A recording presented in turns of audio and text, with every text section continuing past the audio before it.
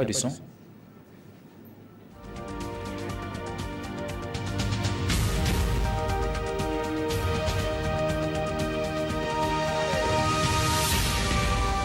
Mesdames et messieurs, ravi de vous retrouver pour une vingtaine de minutes d'actualité à la une de ce 13h à la tribune des Nations Unies. Hier à New York, le président du Faso a livré un discours axé sur la situation politique au Burkina, mais aussi dans le reste du monde. Roch Marc Christian Kabouré appelle à plus de dialogue pour résoudre les multiples crises, ce qui nécessite une réforme du Conseil de sécurité des Nations Unies, a-t-il dit.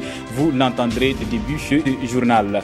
Et puis la TNT, et oui, le délai est largement dépassé. C'était le 17 juin 2015, date butoir pour basculer de l'analogie au numérique. Cette fois, les experts et les ministres des télécommunications de l'UEMOA se donnent jusqu'à fin décembre 2016 pour l'opérationnalisation de télévision numérique terrestre. Voilà pour le sommaire. Bienvenue à tous. Direction New York, à la tribune des Nations Unies hier, le président du Faso a livré son discours lors de la 71e Assemblée générale de l'organisation. Roch Marc Christian Kabouré, dans son adresse, a évoqué de nombreux sujets relatifs à la situation politique au Burkina, mais aussi dans le reste du monde. Il appelle à plus de dialogue pour résoudre les multiples crises. Il rappelle la nécessité de réformer le Conseil de sécurité de l'ONU. Le compte rendu de nos envoyés spéciaux Arthur Ouedraogo et Jean-Emmanuel Ouedraogo. Un discours à la tribune des Nations Unies. C'est une première pour le président Roch Marc Christian Kabouré. D'entrée de jeu, le président fait un bref rappel de l'histoire politique récente du Burkina. Insurrection des 30 et 31 octobre 2014, résistance au putsch de septembre 2015, à chaque fois en première ligne, les jeunes. Après avoir traversé une crise politique profonde, né du déni de certains principes démocratiques élémentaires, le Burkina Faso a noué avec les valeurs cardinales qui fondent la démocratie et l'état de droit. Le peuple burkinabé, à travers notamment sa jeunesse, a fait montre à cette occasion d'une grande maturité et administré la preuve, s'il en était encore besoin, que rien ni personne ne peut indéfiniment étouffer la soif de justice et de liberté d'une population consciente et jalouse de ses droits et de sa dignité. Changement climatique, migration, réfugiés, lutte contre le sida, terrorisme. Sur ce dernier point, le président insiste, la victoire ne s'obtiendra qu'à travers une coalition mondiale cohérente et solide. Il invite à plus d'égards sur la situation au Mali. La situation sécuritaire au nord du Mali demeure cependant une source de grande préoccupation et mérite toute l'attention de la communauté internationale par l'urgence de rendre opérationnel le nouveau mandat de la MINUSMA, d'apporter un soutien important aux initiatives sous-régionales, notamment la mise en œuvre de la force d'intervention rapide du G5 Sahel, ainsi que par l'appui à la mise en place par l'État malien de véritables leviers de développement de cette région. Et concernant la Palestine, la solution passe par deux États, Israël et la Palestine vivant côte à côte, rappelle-t-il. Concernant la réforme de l'Organisation des Nations Unies, le président du Faso estime qu'il est grand temps de passer aux actes. Après 11 ans d'existence, il est impérieux d'engager une réforme responsable et équilibré de l'ONU pour un ordre international plus juste, plus équitable et plus viable, fondé sur le dialogue entre les peuples et les civilisations et sur une culture de partage et de solidarité. S'agissant précisément de la réforme du Conseil de sécurité des Nations Unies, le Burkina Faso réitère son engagement et son adhésion à la position africaine qui n'a pour seul but que la réparation d'une injustice historique vis-à-vis de l'Afrique. En guise de mot de fin, le président du Faso invite tous les États à épauler et à soutenir le prochain secrétaire général des Nations Unies. On reste sur place à New York au chapitre diplomatique. Le président du Faso s'est entretenu avec le président nigérien en marge de la 111e Assemblée générale de l'ONU. Des échanges, Roch Marc Kaboré et Mahamadou Bouhari ont affiché leur volonté de renforcer les relations entre les deux pays, notamment dans la lutte contre le terrorisme. Le président du Faso a également reçu la secrétaire générale de l'OIF, l'Organisation internationale de la francophonie. Plus de précisions avec Arthur Ouedraogo et Jean-Emmanuel Ouedraogo. Un tête-à-tête entre Roch Marc Christian Kaboré et Mahamadou Bouhari. Il est question ici du renforcement des relations de coopération entre les deux pays. Une convergence de vues affichée sur des questions cruciales comme la lutte contre le terrorisme. Et pour consolider le partenariat, le président nigérien invite Roch Marc Christian Kaboré à effectuer prochainement une visite au Nigeria. Autre entretien diplomatique, celui entre le président du Faso et la secrétaire générale de l'Organisation internationale de la francophonie.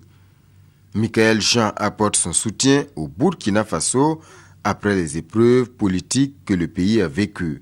Le Burkina Faso a une excellente réputation au sens où les partenaires internationaux dont nous sommes se réengagent avec beaucoup d'enthousiasme pour faire du Burkina Faso en quelque sorte un pôle exemplaire. Voilà, un pôle exemplaire au niveau de sa reconstruction, au niveau du renforcement de ses institutions, au niveau des stratégies économiques qui sont à mener pour la création d'emplois, pour le soutien à l'entrepreneuriat. Le Burkina Faso, sachez-le, presque en pôle position, je dirais, pour ce qui est de sa bonne conduite. Ça, je pense que les Burkinabés peuvent s'en enorgueillir. Michael Jean salue au passage les bonnes relations entre le Burkina Faso et son institution.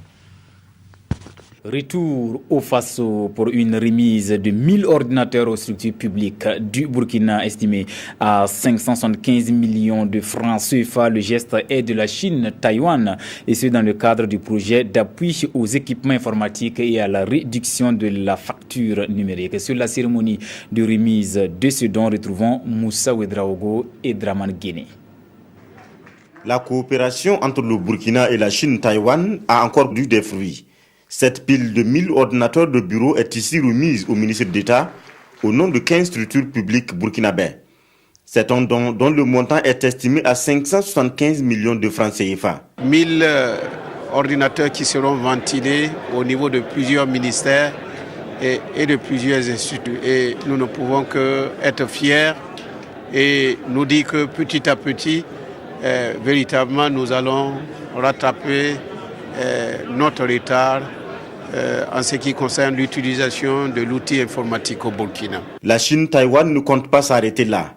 Elle promet reconduire le projet avec une augmentation substantielle du budget pour les 2 années à venir. En travaillant avec le Burkina Faso, avec tous ces ordinateurs, nous espérons que l'efficacité de l'État Burkina Faso va être encore meilleure. Et donc ensemble, entre le Burkina Faso et Taïwan, on créera un nouveau monde que je pense que ça pourra satisfaire la population des deux pays. À travers le projet appui en équipement informatique et réduction de la fracture numérique, la Chine-Taïwan a déjà doté de l'administration burkinabé de 3400 ordinateurs.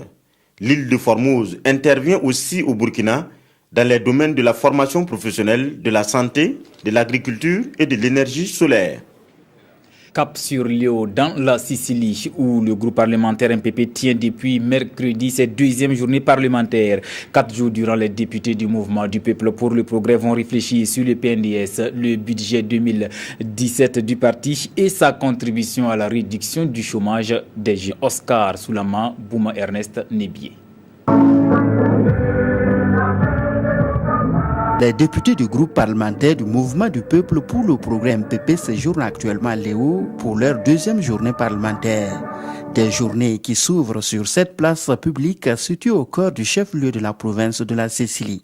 En choisissant de tenir ici cette 2e journée parlementaire, le groupe MPP entend marcher dans les sillons tracés par vos illustres fils, dont l'intégralité, le sens de l'honneur, le courage et le refus de l'injustice ont nourri et entretenu les récents actes valeureux de notre peuple contre les velléités monarchistes et putschistes de certains politiciens au placard et de militaires revanchards.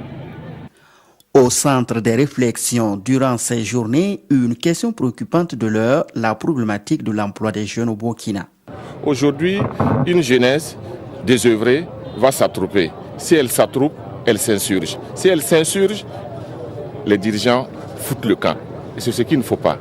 Donc il faut que nous travaillions à trouver les questions essentielles en ce qui concerne cette jeunesse désœuvrée aujourd'hui. Un thème bien apprécié par les autres groupes parlementaires présents à l'ouverture de ces journées. La problématique de l'emploi se pose avec acuité dans notre pays. Nous pouvons imaginer aisément que ceci a valu au choix du thème. Mon souhait sincère est que le traitement sans complaisance de ce thème aboutisse à l'adoption de résolutions et de recommandations fortes dont la mise en œuvre effective apporterait une réponse significative à cette attente majeure. Au cours des travaux, les députés vont également aborder d'autres thèmes non moins importants. Il s'agit entre autres du bilan financier de leur groupe parlementaire, du système éducatif au Burkina et du PNDS. Le comité de réflexion sur le projet de construction du mémorial Thomas Sankara a animé une conférence de presse hier à Ouagadougou. Ce deuxième acte après la présentation du comité vise entre autres à peaufiner la feuille de route de ce qui va constituer le contenu de l'idéal sankariste et réclamer justice pour l'ère de la révolution burkinabé et les victimes du 15 octobre 1987. Jean-Eudes Bayala, Oumou Sissé. Le projet de construction d'un mémorial Thomas Sankara est sur de bons rails.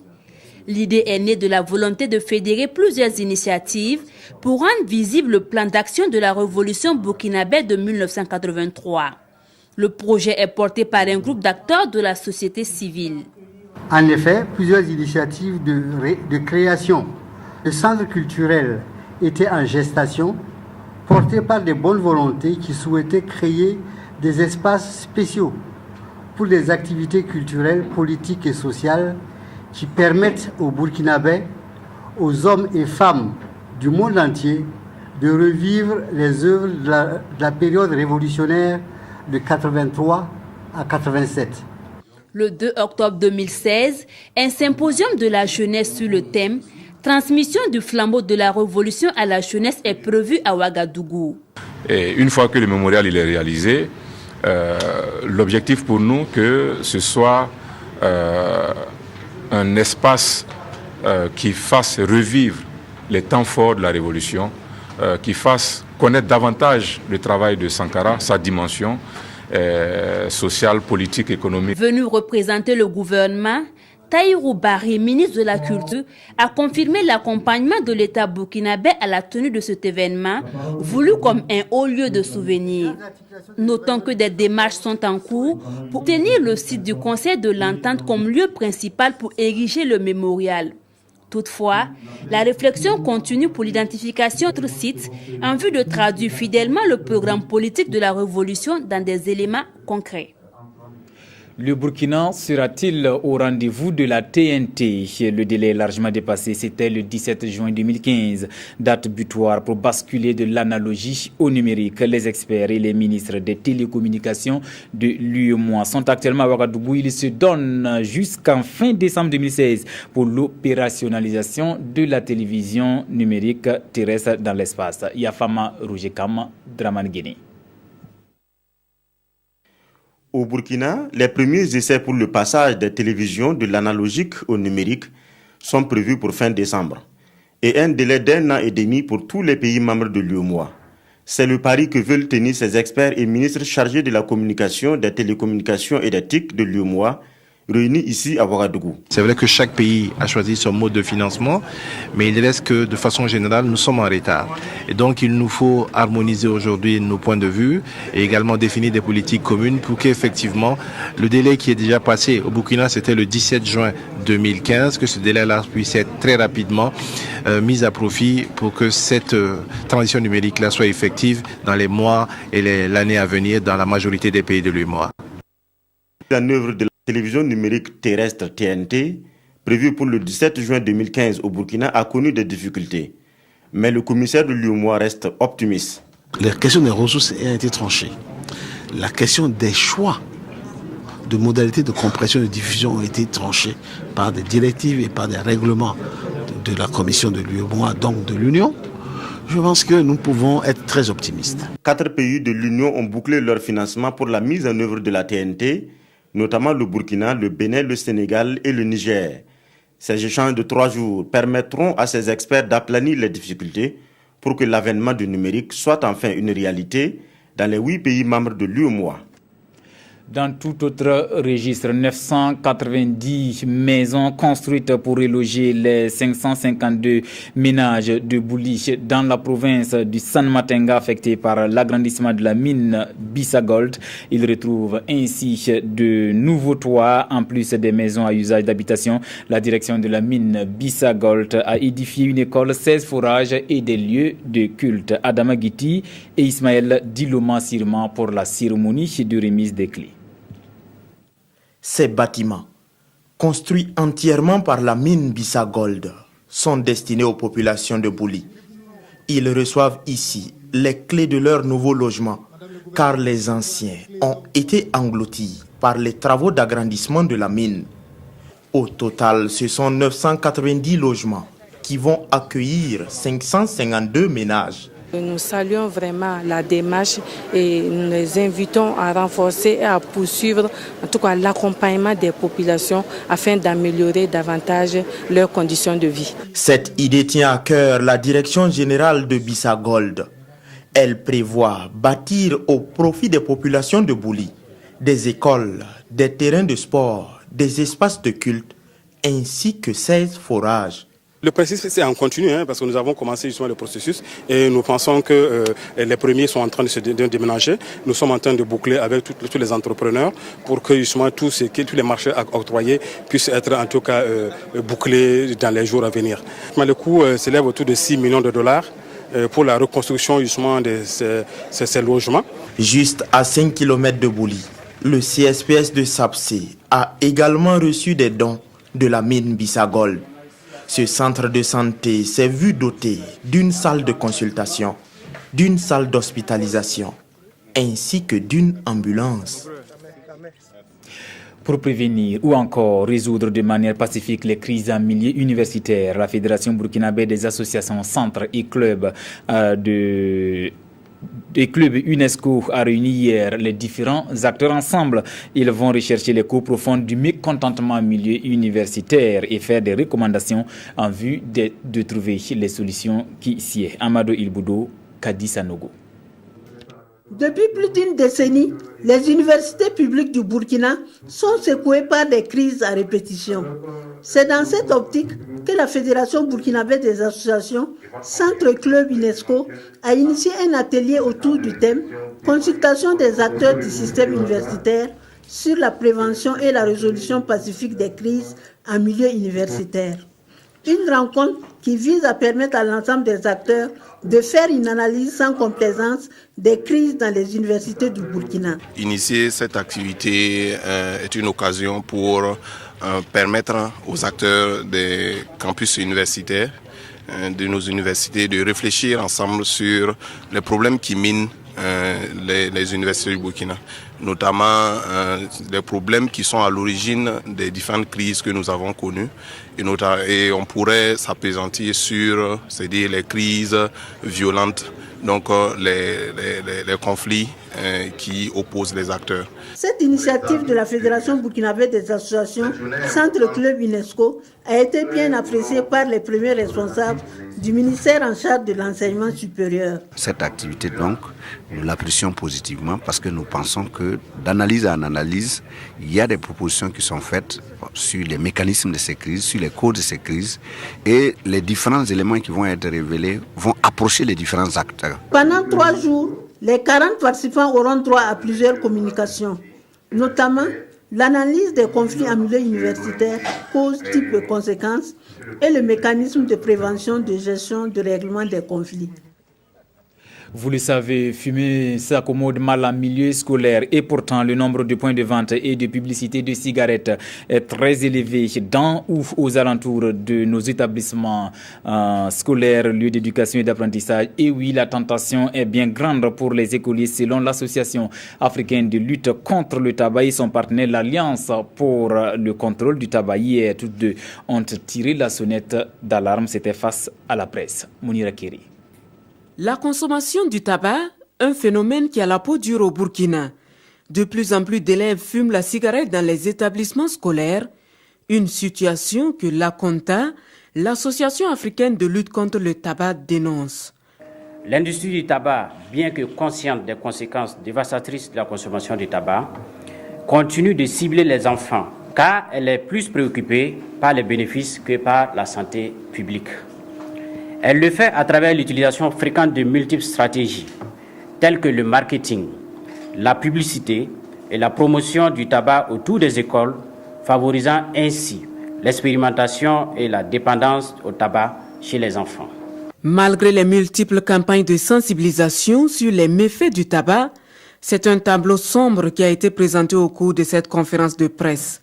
Et l'association indexe l'irresponsabilité de certains parents d'élèves et la proximité des écoles des points de vente du tabac. Il y avait au total 148 points de vente de produits de tabac dans un rayon de 100 mètres autour des 16 écoles enquêtées, soit une moyenne de 9 par école. 81% des écoles enquêtées ont des points de vente très proches et visibles depuis leur portail. Afin de mettre un terme à ce phénomène, l'ACONTA demande aux autorités burkinabées d'interdire la vente du tabac autour des établissements scolaires et d'introduire dans une loi l'affichage de la mention « vente interdite aux mineurs ». Revue de presse avant de refermer cette édition. Les quotidiens de ce jour et les conclusions de la rencontre entre le Premier ministre Paul Kaba-Teba et les parents des victimes de l'insurrection populaire des 30 et 31 octobre et celle du putsch du 16 septembre 2015. Un autre sujet d'intérêt des journaux est la situation politique au Gabon où le pays est en attente de la décision de la Cour constitutionnelle ce vendredi. Revue de presse signée Toboum Evelyne Dabiré.